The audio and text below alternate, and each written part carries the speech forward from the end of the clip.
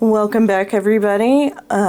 Today is a very exciting day. I have my first ever zine here. I got it yesterday. I can't wait to open it up and share it with you. So we're going to look at the zine today. I'm going to go over some of the process and a little behind the scenes about what went behind the book. And I'm also going to have some really big announcements at the end of the video, so be sure to stick around. And I'll also go over some things that I learned along the way, some things that might even help you in your art practice too. I hope it's helpful information to you. So let's go ahead and dive in. So here we are, we have the cover. The zine's called Horses in Winter.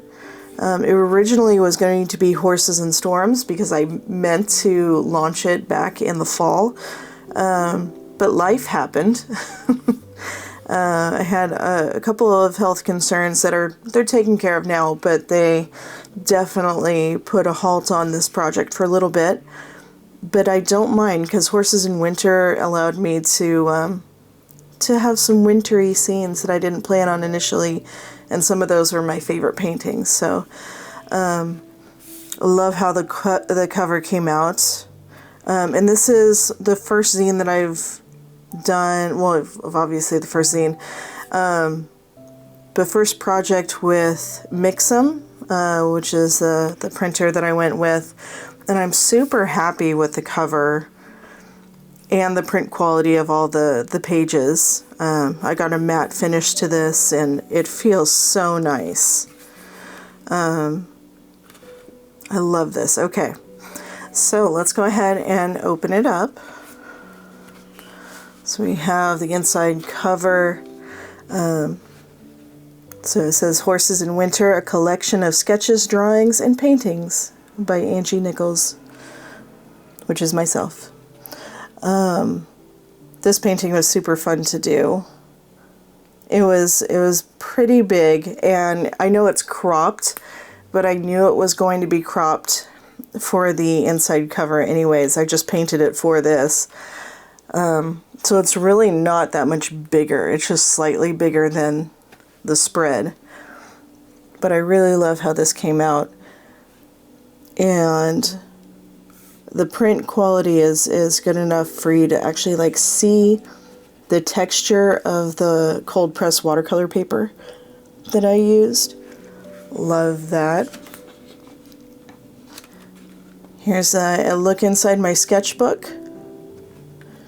This is what a lot of my homework assignments looked like on the edges as a kid.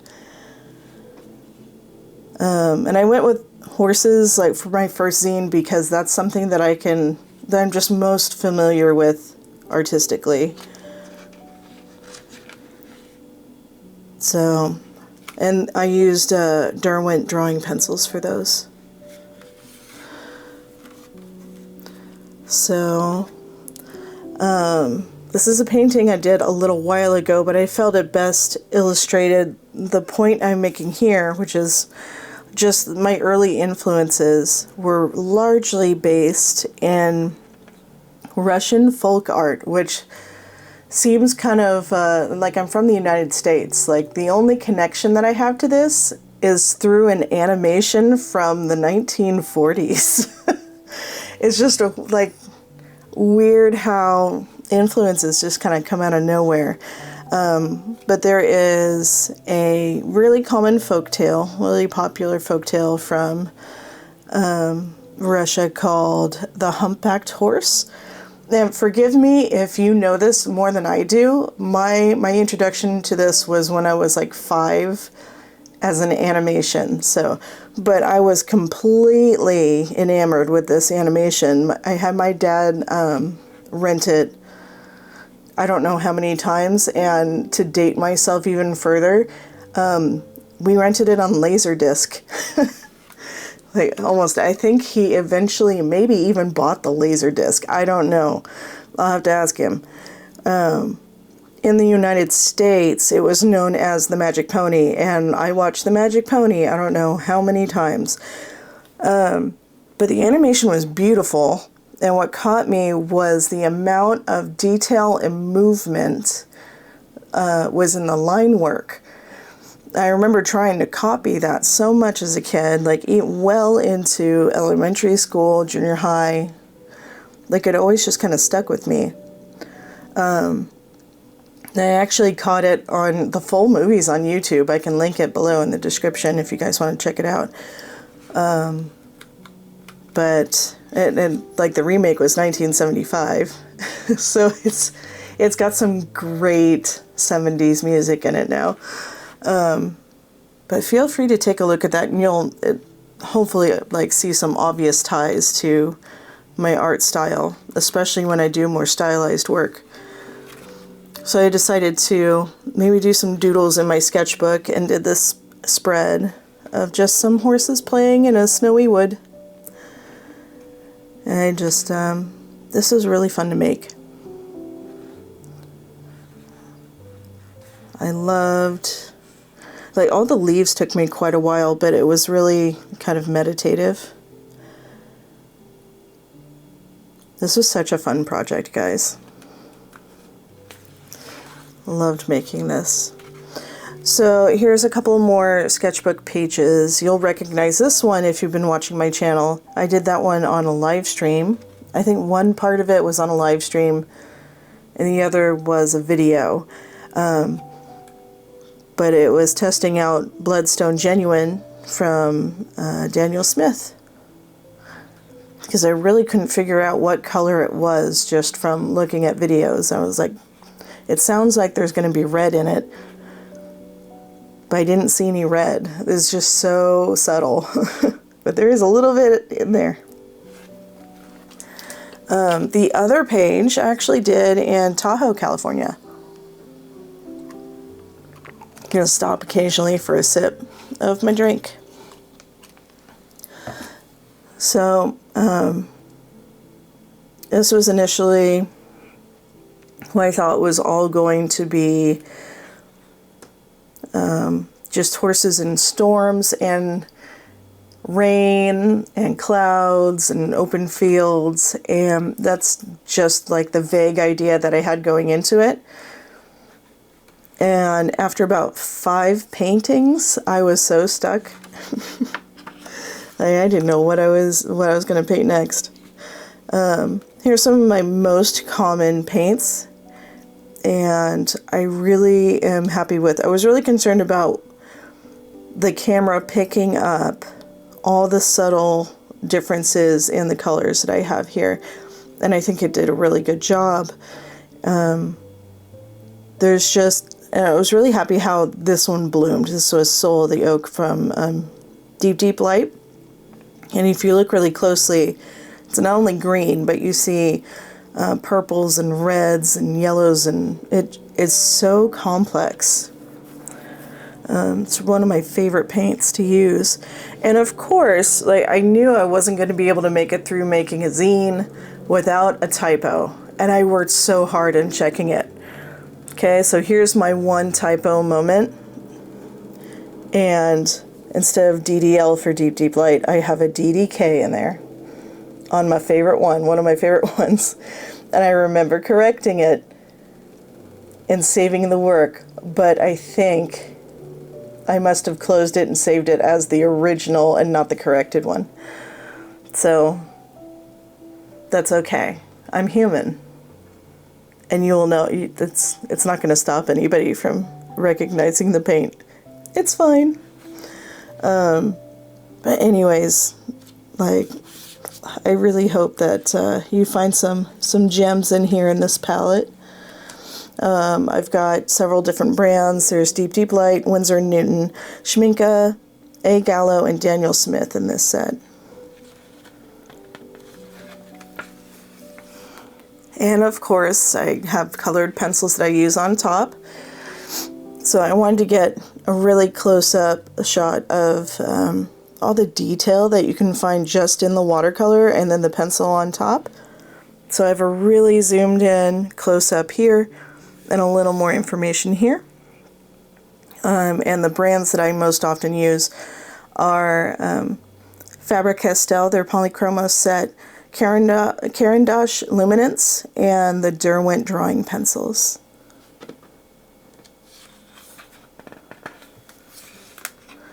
Okay, so here's what ended up being my favorite painting of the whole thing.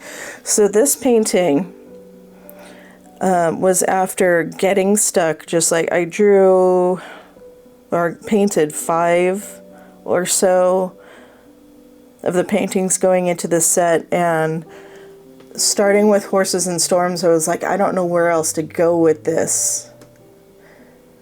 And it was a lot of pushing through some creative block, looking at different inspirations. I was on Pinterest a lot, just looking at different landscapes and where I wanted to go, and found this one draft horse that was a blue roan that was so pretty. And he was just in a field, and the field wasn't this one. The background is actually inspired just from a picture of wildflowers. So I kind of combined the two, and I'm really happy that this is the one that I chose to actually photograph the process of. Because I think you can really see, most of this here is Soul of the Oak, and you can see all the colors separating out as it bloomed. And I like to use blooming a lot for grass to get that texture in there. So I have a close-up of the pencil on top so you can see just kind of how they play off of each other, the watercolor and the pencil. And this is the final painting here. And I think all of the paints in this one were from Deep Deep Light, except for I've got some gold ochre from A Gallo in there. So the background is one of my new favorites. It's Velvet from Deep Deep Light. The blue roan was from Asphalt from Deep Deep Light, and of course down here we have Soul of the Oak. And I'm planning on, this was just in my sketchbook, and so it was about this size. I would really love, I have plans to do this bigger. I don't know if I'm going to go as big as 18 by 24 inches, but I just might, and just spend a good amount of time developing this idea and getting some more detail in there, because man, if nobody buys it, I'll keep it and put it on my wall because I love this one so much. So then we have some of the other paintings, and some of these are on my website right now for sale. So we have Foggy Morning. This was actually a square piece. It's 8 by 8 inches. And they did 4 mini paintings. So these are both 4 by 4 inches. And I really love the clouds here. I thought that came out so well. And I hadn't really done mini painting before, like really tiny paintings. I've seen a couple of other artists do those fairly frequently, and it just looked like fun, so I tried it out. And here's the cover art, and it was about the same size because I wanted this specifically for the cover. And this was another combination of 2 different photographs that I found. One was of the winter trees, and they weren't exactly like this. I just kind of took it as an inspirational photo and played around with it in Photoshop and came up with this image. And I liked the horse silhouettes. There were like 5 horses in a field of snow, and I was like, you know, let's just have a couple of friends in here. And I really love how this came out, although, man, the trees, I'm really happy how they came out, but that almost broke my brain with the amount of negative painting. Negative painting meaning you're painting the negative space instead of the positive space. Doesn't mean that I was like, I really hate this painting. So, painting negative space. But that was actually a really rewarding one to do, because it really exercised my brain a bit on that. Just depending on shapes and value rather than having color also to separate those shapes. I'm really happy with how that came out. And then we have some of the paintings in the snow, 2 more minis. This one actually sold already. I'm glad it's going to a good home. I really love this little Palomino horse. I thought it was so cute. And then I was proud of myself with this one because I saw a photo with falling snow and it's like, I don't know if I can really capture like the blur that you get from a camera with falling snow like really close. Like in the foreground and like looking through it to an object. In this case, a horse. But I think it came through well. I just loved on the reference, like the really soft eye, the really sweet eye of that horse. It just looked like such a nice little guy. Just want to go up and hang out with. So, and we finish up here with my sketchbook again. This is another one that I did when I was in Tahoe. I try to go a little more stylized with the dark of the coat fading into the white. I don't really see that on horses, but I thought it looked pretty. We don't have to be completely realistic. But I really like how that one came out. And then in the background here, these aren't 2 different paints. This is actually Tundra Violet from Schminke. And there's this beautiful rust color that comes out of that deep blue. And I just used it in a wash there to suggest some trees in the background, and it just became really warm and glowy. I really like how that came out. And of course I've got the back inner cover with some of my information where you can find things. And that's it. That's the zine. I was so happy with how this came out. So yeah, and I think the big takeaway, like the big thing that I learned, and I've kind of gone over this a little bit, is when I've done paintings in the past, and I've wanted to do a collection of work that was cohesive, but I never have really done more than like 4 pieces that really fit together because I just lose interest that fast. And the other part of it is when I have an idea, by the time I get to 4 or 5, possibly 6 images, I run out of just the really obvious choices. But the great thing about pushing past that is you come up with more creative solutions and different painting ideas that you wouldn't have come up with otherwise. So if you haven't done something like this, like it doesn't have to be like a published zine, but I would highly encourage you to, like even if you're just doing a study, push past where you get stuck and see what you end up with. You could end up with some of your favorite work.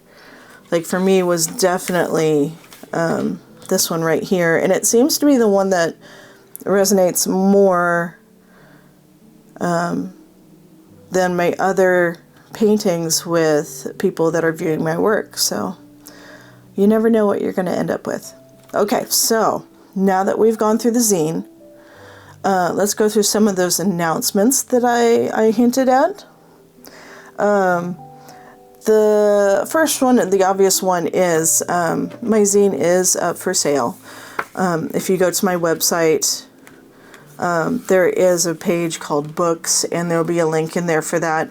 I'm not selling through my website for this specifically so that I can have zines available to people outside of the United States. So if you click there, it's going to take you to a site called Mix'em. They're the ones that printed the books. And even if you're outside of the US, you can purchase from there. And if you've been looking for a way, let's say that you've wanted to purchase my work before or do something to support what I'm doing on the channel, this is a really easy way of doing that. And it's only $12 in the US. It'll convert to whatever currency you have if you're outside the United States. And It's just a great, easy way to support my work if you feel so inclined.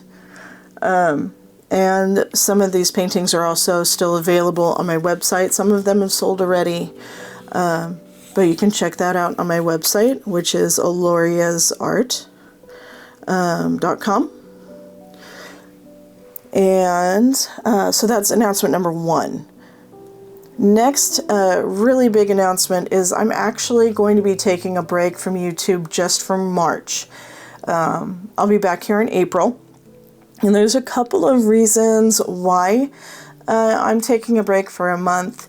One is this was a really big project, and taking a little time to kind of creatively replenish. It's just practical and good for mental health. So there's that reason, which is a big and good reason. The second reason is that my computer is dying. It is on its last legs, and so I've actually purchased a new computer, and I need time to transfer files and get everything up and running again. That's going to take a lot of time, and I wanted to give myself some space for that. That doesn't mean that I'm going to completely disappear. I am on Substack, so though I'm not posting videos, I'm going to be posting over on Substack. So you see me on aloria.substack.com, and I already have a ton of stuff over there for you to look at. There's free downloadable PDF files of different paint swatches that you can look at. There's a lot of different blog posts that I've done there with various topics all around painting, so feel free to visit me over there, and I'll be posting during March. And the last thing is, we're not quite done with our Fill a Sketchbook challenge, so I'm going to be finishing my sketchbook and then doing the sketchbook tour and returning April 5th. So if you want to mark that on your calendar or set yourself a reminder, so I don't get lost in YouTube space, because I don't want to lose you guys. I like visiting with you, and I don't want to just kind of disappear. But I will be back on April 5th with that sketchbook tour and a few other surprises. So I hope you'll be looking forward to that. I think with that, that's all of my announcements. All of the links that you'll need will be in the description. I hope that you find something useful there, and I will see you April 5th.